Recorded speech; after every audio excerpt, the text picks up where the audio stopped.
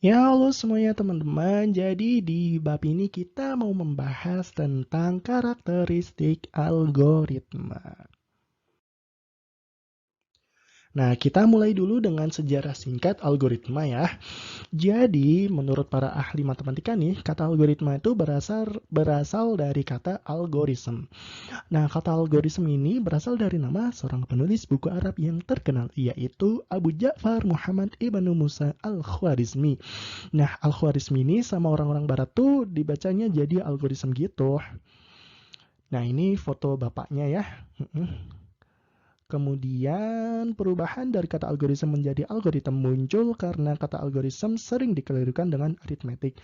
Dan akhirnya akhiran SM menjadi THM. Jadi dibacanya sekarang algoritma gitu ya.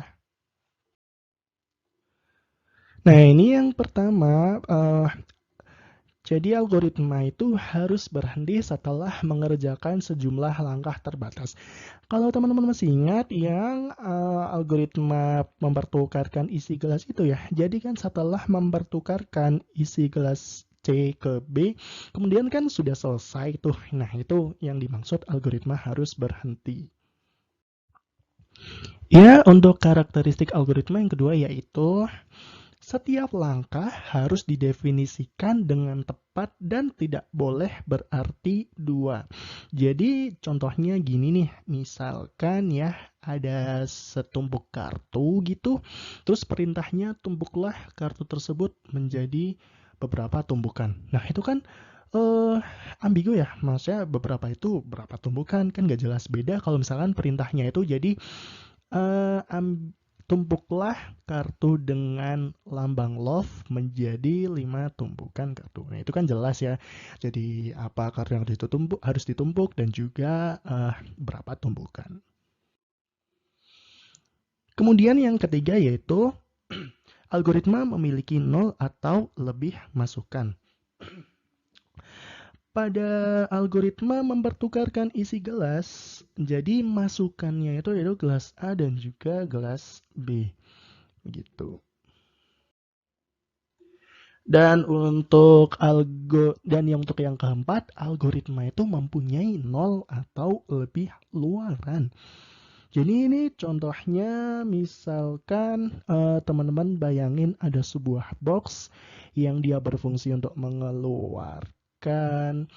untuk mengurutkan angka, terus box tersebut di box machine gitu ya, box tersebut diisi dengan beberapa kumpulan angka misalkan 1, 3, 5, 7, terus box tersebut tiba-tiba bisa mengeluarkan urutan angka tadi dan yang terurut jadi terurut membesar gitu. Nah, itu yang maksud luaran.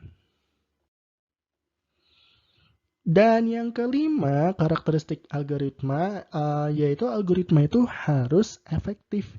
Jadi tuh setiap langkah itu harus sederhana sehingga bisa dikerjain dalam sejumlah waktu yang masih masuk akal. Contohnya gini nih, misalkan algoritma mengurutkan angka. Kalau misalkan hanya mengurutkan 5 angka saja atau 50 atau 100 itu kan masih cepat ya. Nah, sekarang nih gimana kalau misalkan angkanya tuh ada 1000 atau sejuta. Nah, itu pasti jika algoritmanya itu tidak bagus, pasti akan memerlukan waktu yang lama.